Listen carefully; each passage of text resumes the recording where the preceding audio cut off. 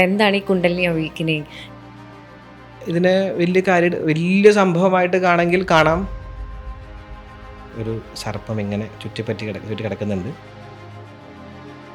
Okay. ഞാൻ കേട്ടിട്ടുണ്ട് spiritual awakening ചില ആൾക്കാർക്ക് ഭയങ്കര ട്രോമറ്റൈസ്ഡ് ആയിരുന്നു. ഇപ്പം ഈ കുണ്ടലിനി അവേക്കനിങ് എന്ന് പറയുന്നത് ഇതാണോ? നമ്മുടെ ഓക്കെ. ഉള്ളിലെ ഈശ്വരീയ ശക്തിയെ ഉണർന്നു വരുന്ന ഒരു തലാണത്. അതൊന്ന് കുറച്ച് ഡീറ്റെയിൽ ആയിട്ടൊന്ന് ഡീറ്റെയിൽ പറഞ്ഞോ. ആയിട്ട് കാരണം കുറേ ആൾക്കാർ വിചാരിക്കും ഓക്കെ ഇത് ത്രൂ എനിക്ക് മാനിഫെസ്റ്റ് ചെയ്യാൻ പറ്റും, അല്ലെങ്കിൽ എനിക്ക് ലൈഫിൽ വേണ്ടുന്ന കാര്യങ്ങളൊക്കെ ഈ ഒരു അവേക്കനിങ്ങിലൂടെ കിട്ടും. പ്രത്യേകിച്ച് യോഗ പ്രാക്ടീസിന് തന്നെ പോകുന്നുണ്ട്, കുണ്ടലിനി യോഗ പ്രാക്ടീസസിനൊക്കെ. വലിയൊരു വിഷയം അത്. ആർക്കൊക്കെ പ്രാവർത്തികമായെന്ന് എനിക്കറിയില്ല. എന്നാലും ചിലവർക്ക് വർക്കൗട്ട് ആവും, ചിലവർക്ക് വർക്കൗട്ട് ആവില്ല. അതിൽ കാര്യമുണ്ട്. ഓക്കെ.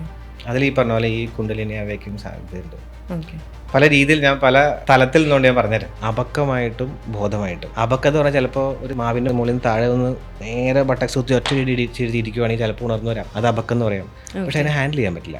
അറിയാതെ സംഭവിക്കുന്നത്. അറിഞ്ഞുകൊണ്ടെന്ന് പറഞ്ഞാൽ ഗുരുവിൻ്റെ സമ്പ്രദായത്തിൽ നിന്നിട്ട് നേരെ ഇതിനെ കറക്റ്റ് പടിപടിയായിട്ട് ഇതിനെ ഉണർത്തി കൊണ്ടുവരണം. ഇപ്പോൾ വളരെ ബേസിക് മുതൽ പറയുകയാണെങ്കിൽ മൂലാധാരം മുതൽ സ്വാധിഷ്ഠാന അങ്ങനെ മണിപ്പൂർ അങ്ങനെ ഓരോ സാധാരണ ചക്രങ്ങളിൽ കൂടെ കടത്തി ചെന്ന് ഇത് മൂലാധാരത്തെ താഴെയായിട്ട് ഇങ്ങനെ 3.5 ചുറ്റുമായിട്ടും പറയുന്നു, 7.5 ചുറ്റുമായിട്ടും പറയപ്പെടുന്നുണ്ട്. ഒരു സർപ്പം ഇങ്ങനെ ചുറ്റി കിടക്കുന്നുണ്ട്. ഇതിനെ ഉണർത്താണ് നമ്മൾ ചെയ്യുന്നത്. ഇതിനെ ഉണർത്തുന്നത് തട്ടി വിളിക്കും. അതിനെ തട്ടി വിളിക്കാൻ പ്രോസസ്സ് ഉണ്ട്. അതിനൊരു റിച്വൽസ് അല്ലെങ്കിൽ പല പ്രോസസ്സിൽ കൂടെ കടന്നിടണം. ഇതിങ്ങനെ ഉണർന്ന് വരും. അപ്പോൾ ഇതിന് തട്ടി വിളിക്കുമ്പോൾ മുകളിലേക്ക് വരുമല്ലോ സ്വാഭാവികമായിട്ടും. അപ്പോൾ അതിനെ എന്തിനാ മുകളിലേക്ക് വന്നതെന്ന് വെച്ചാൽ എന്തോ അതിന് കിട്ടണം. ആക്ച്വലി ഇതിൻ്റെ ഈ ഒരു പർട്ടിക്കുലർ പ്ലേസസിലായിട്ട് അമൃത് കിട്ടുമെന്ന് പറയാം.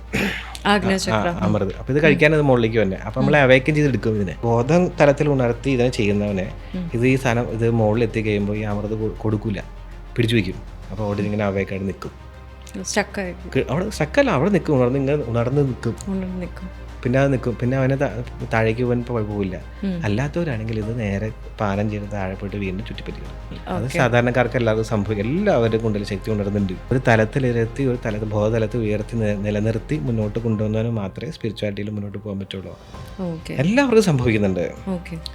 നല്ലൊരു ലൈഫ്, നല്ല ഭാര്യ ഭർത്താവ്, പ്രശ്നങ്ങളൊക്കെ ഉണ്ടാവും, ആയിക്കോട്ടെ.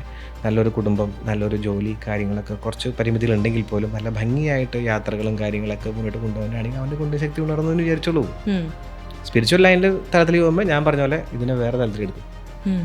ഉണർത്തിയിട്ട് അവസാനത്തെ ശിവശക്തി സമ്മേളനമൊക്കെ ചെയ്തിട്ട് അവൻ വേറെ തലത്തിലേക്ക് അവനെ ആനന്ദ നൃത്തമാടെന്ന് പറയാം. പ്രദോഷ സമയത്ത് ശരിക്കും ഭഗവാൻ ആനന്ദ നൃത്തമാടുമ്പോൾ സകല ചരാചരങ്ങളും സകല ദേവതകളെല്ലാം അവിടെ സന്നിധരായിട്ട് വന്നിട്ട് അനുഗ്രഹിക്കുന്ന പറയാം. ആ അവസ്ഥ നമുക്ക് അനുഭവിക്കാൻ പറ്റുന്ന പറയാം.